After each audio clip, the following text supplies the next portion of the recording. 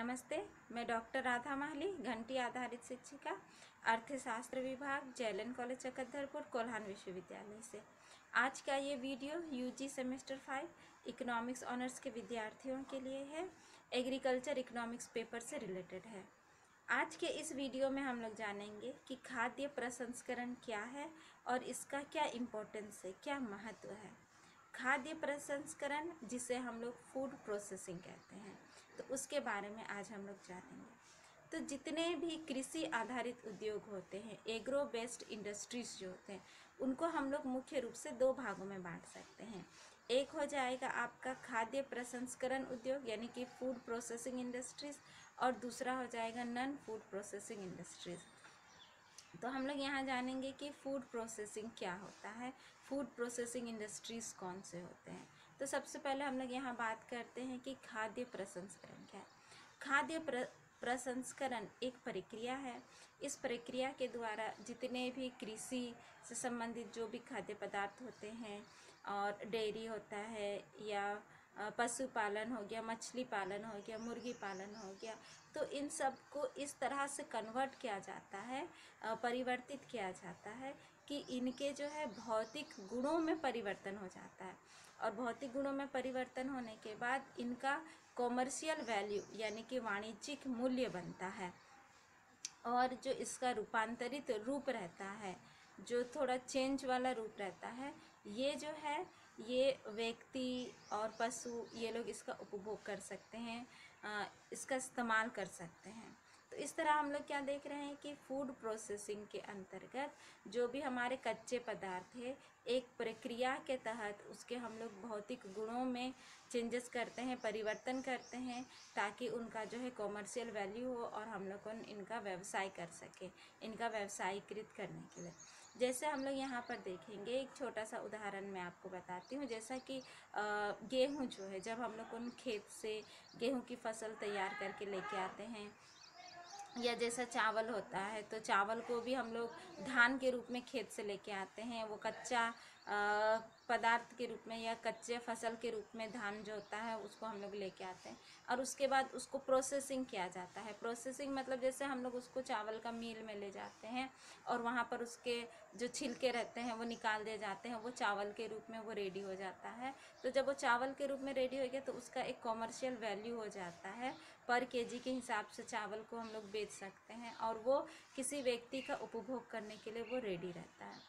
इसी प्रकार जब हम लोग गेहूँ भी खेत से लेके आते हैं तो उसमें भी छिलके होते हैं, तो फिर गेहूँ के मिल में भी वो छिलके हट जाते हैं और वो गेहूँ का प्रसंस्कृत मतलब एक अच्छा रूप हो जाता है और उसका जो भौतिक गुण है उसमें थोड़ा परिवर्तन हो जाता है। अब हम लोग गेहूँ को बेच सकते हैं, उसका कमर्शियल वैल्यू होता है। तो इस तरह से जो फूड प्रोसेसिंग के अंतर्गत हम लोग देखते हैं कि एक प्रोसेस, एक प्रक्रिया, इस प्रक्रिया के माध्यम से क्या करते हैं, जो कृषिगत पदार्थ रहते हैं, जो कच्चे पदार्थ रहते हैं, जिनके बारे में मैंने अभी थोड़ी देर पहले कहा, उन कच्चे पदार्थों का थोड़ा सा रूप को कन्वर्ट किया जाता है, चेंज किया जाता है। अब उस रूप को कन्वर्ट करने के लिए कुछ कर्मचारियों का प्रयोग किया जाता है, कुछ लोगों को लगाया जाता है, या बिजली का इस्तेमाल किया जाता है, या मशीनरीज का प्रयोग किया जाता है। तो इन सब के माध्यम से उसका थोड़ा सा जो भौतिक रूप है उस भौतिक रूप में परिवर्तन किया जाता है, ताकि उसके भौतिक गुणों में परिवर्तन हो और वो ज़्यादा अच्छा हो, उसका क्वालिटी जो है वो और ज़्यादा अच्छा हो। तो फूड प्रोसेसिंग के अंतर्गत हम लोग देखते हैं कि उसका भौतिक रूप में परिवर्तन होता है, और उसको हम लोग उसका जो सेल्फ लाइफ रहता है, सेल्फ लाइफ जो है वो बढ़ जाता है। जैसे हम उदाहरण देते हैं कि मटर जो रहता है, ताज़ा मटर जब होता है वो साल में एक बार निकलता है, लेकिन फूड प्रोसेसिंग के अंतर्गत जब हम लोग उसको सुखा के उसको पैकेट करके रखते हैं, जिसके वजह से हमें हरे मटर जो होते हैं वो सालों भर खाने के लिए मिलता है। तो इस प्रकार जो भी फल है या सब्जियां हैं, तो उनको खेत से जब हम लोग लेके आते हैं तो उसको जब रखेंगे तो वो बहुत दिनों तक लास्टिंग नहीं करता है, लेकिन अगर प्रोसेसिंग के तहत उसका भौतिक गुणों में परिवर्तन करके बढ़िया से उसको हम लोग पैकेट करके उसका भंडारण करते हैं, स्टोर करते हैं, तो क्या होता है उसका लाइफ टाइम बढ़ता है, उसका सेल्फ लाइफ बढ़ता है, ज़्यादा दिन तक टिके रहता है और ज़्यादा अच्छे से वो रहता है। तो यहाँ हम लोग देख रहे हैं कि किस तरह से कृषि से जो भी कच्चे पदार्थ प्राप्त होते हैं उसको हम लोग किस तरह से प्रक्रिया के तहत उसका रूप को कन्वर्ट करते हैं। अब जैसे फूड प्रोसेसिंग के अंतर्गत हम लोग देखेंगे कि जो प्राइमरी प्रोडक्ट रहता है, जिस तरह अभी मैंने कहा कि गेहूं हुआ, चावल हुआ, मड़ुआ हुआ, ये सब आपका प्राइमरी प्रोडक्ट रहता है, जिसका छिलके वगैरह उतार के उसको हम लोग पकाने के लिए रेडी करके रखते हैं, उसका कमर्शियल वैल्यू होता है। फिर इसका आगे चेन बनता है, आगे और प्रोसेसिंग होता है और फिर उसका वैल्यू बढ़ता है। जिस तरह जब हम लोग गेहूं को पीस लेते हैं तो फिर उसको पीसने के बाद फिर आटे का आटा बन जाता है, फिर आटे की पैकेजिंग होती है और पैकेट होता है। इसी तरह जब मड़ुआ रहता है उसको हम लोग पीस देते हैं तो फिर वो मड़ुए का आटा बन जाता है, तो वो सेकेंड प्रोसेस हो जाता है। फिर सेकेंड प्रोसेस में उसका दाम और थोड़ा सा बढ़ जाता है और अच्छे से हम लोग उसका मतलब इस्तेमाल कर सकते हैं। भौतिक जो उसका फिज़िकल जो ये रहता है गुण रहता है वो थोड़ा सा चेंज हो जाता है। पहले वो दाना था और अभी वो पाउडर के रूप में हो गया है और अभी हम लोग और बेहतर उसका इस्तेमाल कर सकते हैं। इस तरह हम लोग देखते हैं कि वो सेकेंडरी प्रोसेस में भी चला जाता है, सेकेंडरी प्रोडक्ट बन जाता है फूड प्रोसेसिंग के तहत। फिर आगे आप और देख सकते हैं कि उसको और कन्वर्ट किया जाएगा, वो थर्डली प्रोडक्ट बन जाएगा, तीसरा प्रोडक्ट बन जाएगा। जिस तरह से वो बिस्कुट बन गया या ब्रेड बन गया, समझ रहे हैं। इस तरह से हम लोग उसको आगे हम लोग और उसको चेंज कर सकते हैं, उसका रूप को जो है और हम लोग थोड़ा सा कन्वर्ट कर सकते हैं। जब तीसरा स्टेज में वो चला जाता है तो और उसमें प्रिजर्वेटिव्स ऐड कर दिए जाते हैं और उसमें विटामिन्स, मिनरल्स वगैरह दे दिया जाता है और अच्छे से वो स्टोर होके रह सकता है। अब जैसे मैं आपको यहाँ उदाहरण देती हूँ कि जैसे बच्चों लोग के लिए सेकेंडरी में हो गया कि गेहूं का और बाकी जो भी अनाज रहते हैं उनका हम लोग पाउडर बना। थर्डली में क्या हो गया कि और अच्छे तरह से उनको प्रोसेस करके पैक कर दिया जाता है। जैसे सेरेलैक्स, बच्चे लोग, छोटे बच्चे लोग सेरेलैक्स खाते हैं तो उसमें क्या होता है, जस्ट उसको गर्म पानी में घोल दो तो वो खाने के लिए रेडी रहता है। तो वो इस तरह से तीसरा स्टेप में फूड प्रोसेसिंग चला जाता है कि हम लोग इस तरह से उसको प्रिजर्व कर दिए हैं और इस तरह से खाने की चीज़ को हम लोग स्टोर करके रख दिए हैं, बना के रख दिए हैं कि वो बिल्कुल रेडी है, सिर्फ उसको गर्म पानी में घोलो और उसको खा सकते हो। तो तीसरा स्टेज में चला जाता है। तो इस तरह से हम लोग क्या देखते हैं कि कच्चे पदार्थ का धीरे धीरे क्या होने लगता है कि उसका जो रूप रहता है, भौतिक रूप रहता है, उसमें धीरे धीरे परिवर्तन होता है। स्टेप अलग स्टेप में हम लोग उसको यूज़ कर सकते हैं। लेकिन जैसे जैसे फूड प्रोसेसिंग का जो स्टेप चेंज होगा, जो प्राइमरी प्रोडक्ट, फिर सेकेंडरी, फिर तीसरा उसका जो प्रोडक्ट आएगा, धीरे धीरे करके उसका वैल्यू जो होता है वो बढ़ते जाता है, क्योंकि उसका पैकेजिंग का लागत और उसमें जो एक्स्ट्रा विटामिन्स, मिनरल्स वगैरह ऐड किया जाता है, प्रिजर्वेटिव्स ऐड किया जाता है। तो इस तरह से उसका जो है वो धीरे धीरे वैल्यू बढ़ने लगता है। इसी प्रकार हम लोग को ना दूध के बारे में भी हम लोग एग्जाम्पल के तौर पर सोच सकते हैं कि जब पशुपालन यानी कि गाय को पाला जाता है, वहाँ से दूध आता है तो फिर पैकेट के माध्यम से हम लोग उन दूध को बेचते हैं तो उसका कॉमर्शियल वैल्यू हो गया है। इधर उधर उसको स्टोर करके 2 दिन 3 दिन तक हम लोग लिक्विड वाला दूध को पहुँचा सकते हैं। उसके बाद फिर एक पैकेट में भी आता है, वो पैकेट में जो रहता है उसको आप 1 मंथ तक भी इस्तेमाल कर सकते हो और भी उसको प्रोसेसिंग करके फिर दूध को पाउडर फॉर्म में रख देते हैं, जैसे हम लोग जिसमें चाय बना के पीते हैं। तो इस तरह से और दिन तक वो और 6 महीने साल भर तक हम लोग उस पाउडर वाला दूध को और स्टोर करके रख सकते हैं। लेकिन धीरे धीरे जैसा ही प्रोसेसिंग का स्टेप आगे बढ़ते जाता है वैसा वैसा उसका वैल्यू जो है वो बढ़ते जाता है। तो फूड प्रोसेसिंग के अंतर्गत हम लोग देखते हैं कि किस तरह से फूड को प्रोसेस करके हम लोग उसका भौतिक रूप में चेंज करते हैं। जैसे ड्राई फ्रूट्स वगैरह हम लोग ले सकते हैं, काजू किशमिश वगैरह ले सकते हैं। तो ये सब भी शुरुआत में जब तोड़ते हैं तो कच्चे पदार्थ रहते हैं, फिर इनको ये किया जाता है, प्रोसेस किया जाता है, छिलके हटाए जाते हैं, फिर इनको सुखाया जाता है, फिर पैकिंग किया जाता है। तो इस तरह से हम लोग लंबे टाइम के लिए इनको रख सकते हैं और इनका जो सेल्फ लाइफ है वो बढ़ता है। बस उसका थोड़ा सा भौतिक गुण में परिवर्तन हो जाता है, पहले वो कच्चा रहता है, बाद में वो सूख जाता है। तो इस तरह से हम लोग जो भी कृषि से आधारित जो उद्योग हैं या इसके साथ जो भी फल सब्जियां हैं या मांस, मछली, अंडे हैं, तो इन सारी चीज़ों को और भी आप याद कर सकते हो। तो उन सारी चीज़ों को फूड प्रोसेसिंग के अंतर्गत हम लोग क्या करते हैं, उसके भौतिक गुणों में परिवर्तन करते हैं ताकि उसका एक कॉमर्शियल वैल्यू बने और लंबे समय तक जिसको स्टोर करके रखा जा सके। धीरे धीरे हम लोग first step, second step, third step में प्रोसेसिंग करके इसको कन्वर्ट करते हैं और आगे की ओर हम लोग इसको लेके चलते हैं। तो मेरे हिसाब से आप लोगों को ये चीज़ ज़रूर समझ में आ गया होगा कि फूड प्रोसेसिंग यानी कि खाद्य प्रसंस्करण क्या होता है। तो हम लोग यहाँ पर देखेंगे कि खाद्य प्रसंस्करण के अंतर्गत अगर हम लोग कुछ इंडस्ट्रीज़ की बात करें तो हम लोग उसको कुछ कैटेगरीज़ में बांट सकते हैं, जैसा कि अनाज हो गया या दाल से जो मील है, अनाज का मील, दाल का मील हो गया, फल और सब्जी इनका जो प्रसंस्करण होता है, फिर दूध और दूध से बने उत्पाद हो गए हैं, कॉफ़ी, चाय, कोक वगैरह, फिर मछली, मुर्गी पालन, अंडे के उत्पाद, फिर मांस के उत्पाद, फिर उसके बाद जो डिस्टिल्ड वाटर सब हम लोग पीते हैं ना, पैकेजिंग वाला पानी वाला बोतल पानी पीते हैं, वो भी फूड प्रोसेसिंग के अंतर्गत आता है। फिर जो कोल्ड ड्रिंक्स वगैरह है, चाहे आप उसको कोका कोला लीजिए, माजा लीजिए, स्लाइस जो भी लीजिए, फिर जो बियर वगैरह हैं, जो मादक पदार्थ यानी कि शराब वगैरह सब है, वो भी फूड प्रोसेसिंग करके उसका रूप कन्वर्ट होके आता है। फिर जैसे हम लोग ब्रेड देखते हैं, बिस्किट देखते हैं, या बेकरी के जो दूसरे उत्पाद सब रहते हैं, केक वगैरह सब रहते हैं, तो वो भी धीरे धीरे फूड प्रोसेसिंग का ही उसका रूप कन्वर्ट हो के हमारे पास में आता है। इसके साथ जो हम लोग डेली खाने के लिए यूज़ करते हैं, हमारा जो भी खाद्य तेल रहता है, चाहे वो मस्टर्ड ऑयल रहे या रिफाइंड ऑयल रहे, और उसके बाद में जो भी फैट्स रहते हैं, घी रहते हैं, तो ये सारी चीज़ें जो हैं ये फूड प्रोसेसिंग के द्वारा ही आते हैं। और इस तरह से मैंने आपको बताया फूड प्रोसेसिंग से रिलेटेड कुछ कैटेगरीज़ हैं इंडस्ट्री के, जिन कैटेगरीज़ के बारे में अभी हम लोगों ने बात की। ऐसे फूड प्रोसेसिंग का जो स्टेटस है हम लोग देखेंगे कि अभी हमारे भारत में जो हमारा इंडिया फूड मार्केट जो है, इसमें इसका 32% योगदान है। रोजगार के संदर्भ में देखें तो 11.6% ये रोजगार प्रदान करता है।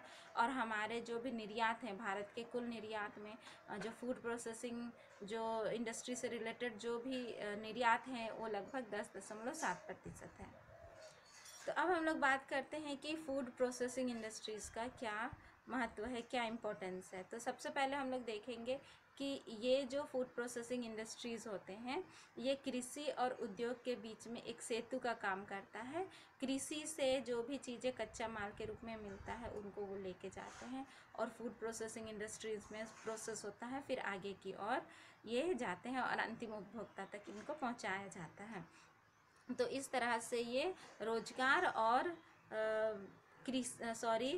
उद्योग और रोजगार के बीच में ये सेतु का काम करता है। और आप जानते हैं कि हमारा जो कृषि और जो उद्योग क्षेत्र है, ये दो आधार स्तंभ है और फूड प्रोसेसिंग इन दोनों के बीच में कड़ी का काम करता है।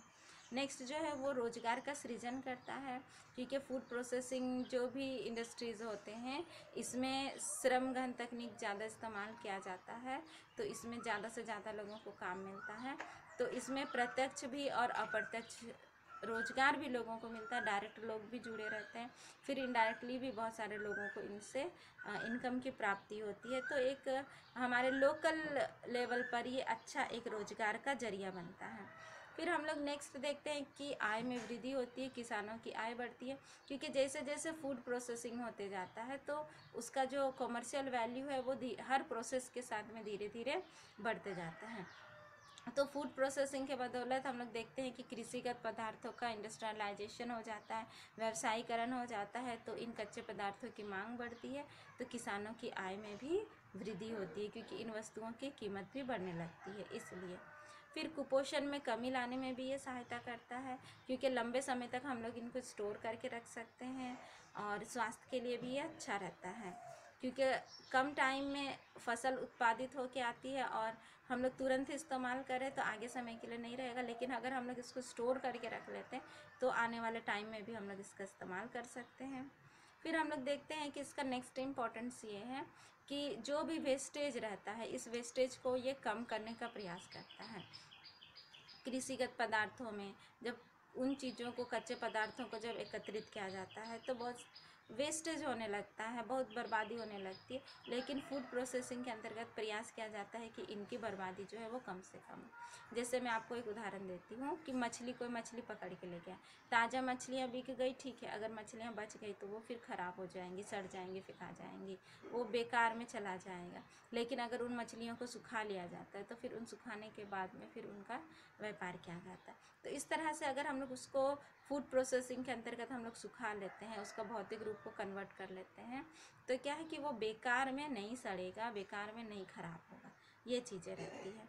फिर हम लोग देखते हैं कि विदेशी व्यापार में भी इसका बहुत अच्छा रोल रहता है, विदेशी मुद्रा अर्जित करने में भी ये एक अच्छी भूमिका निभाती है। जैसे आप देखिएगा कि हमारे भारत के जो भी बासमती चावल हैं, इनकी मांग जो है कई दूसरे देशों में है, तो कई देश बहुत ज़्यादा कीमत पर इन्हें खरीदते भी हैं। तो इस तरह हमारे बहुत सारी ऐसे चीज़ें हैं, जैसे मसाला वगैरह हो गया या चाय कॉफ़ी वगैरह, तो इनका जो है एक अच्छा हमारा विदेशी व्यापार होता है, निर्यात होता है, और इसके माध्यम से अच्छी कमाई भी होती है, और ये विदेशी मुद्रा प्राप्त करने में हमारी सहायता भी करता है। फिर हम लोग देखते हैं कि ये जो है ये मज़दूरों का प्रवास को रोकता है। अगर लोकल लेवल में उनको अपने घर के आसपास ही फूड प्रोसेसिंग इंडस्ट्रीज़ में उनको काम मिल जाते हैं, तो उन्हें रोज़गार के लिए किसी दूसरे क्षेत्र में जाने की ज़रूरत नहीं पड़ती है। तो इस तरह से ये जो फूड प्रोसेसिंग इंडस्ट्रीज़ जो है ये प्रवास को रोकने का भी काम करता है।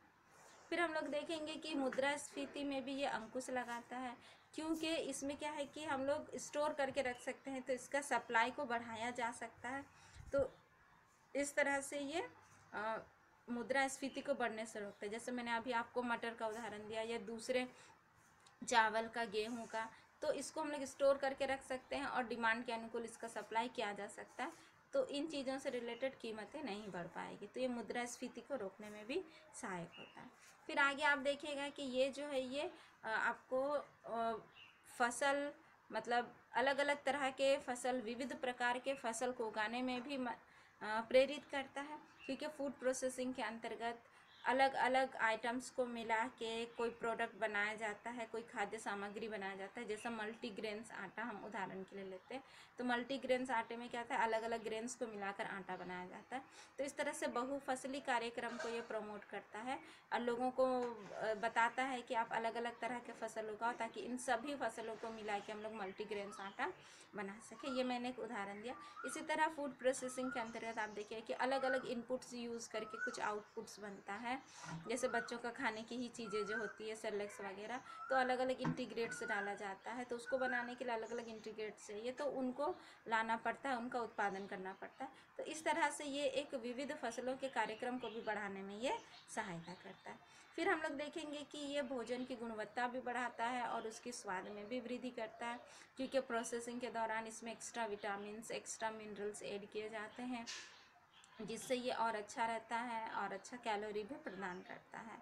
और हम लोग देखेंगे कि उपभोक्ताओं के विकल्प में भी इसमें वृद्धि होती है। उनका जो ऑप्शन रहता है उसको भी वो चुन सकते हैं, कौन सा प्रोडक्ट लें, चाहे वो ड्राई फ्रूट लें या जो लोकल अवेलेबल रहता है उसको ख़रीदें, तो ये उनके ऊपर में डिपेंड करता है। तो इस तरह से हम लोग देखते हैं कि फूड प्रोसेसिंग का जो है बहुत ही इम्पोर्टेंट रोल होता है, बहुत ही महत्वपूर्ण भूमिका होती है इन सारे क्षेत्रों में। आपको और भी इसके महत्व मिलेंगे, आप अच्छे से पढ़िए, स्टडी करिए, आपको और भी इससे संबंधित बातें जानकारी कर आपको मिलेगी। तो आज हम लोगों ने सीखा, एक कंसेप्ट हम लोगों ने समझा कि खाद्य प्रसंस्करण यानी कि फूड प्रोसेसिंग क्या होता है, और फूड प्रोसेसिंग से जुड़े हुए वो कौन कौन से इंडस्ट्रीज़ हैं उनके बारे में हम लोगों ने यहाँ संक्षिप्त चर्चा की, और साथ में हम लोगों ने देखा कि खाद्य प्रसंस्करण की क्या भूमिका होती है या क्या इसका महत्व है, इम्पोर्टेंस है, इसके बारे में हम लोग जाना। तो मेरे नेक्स्ट वीडियो में हम लोग आएंगे और देखेंगे कि फूड प्रोसेसिंग इंडस्ट्री से रिलेटेड क्या क्या से प्रॉब्लम्स हैं। तो आज के इस वीडियो के लिए इतना ही, अगले वीडियो में मैं फिर आती हूँ, तब तक के लिए धन्यवाद।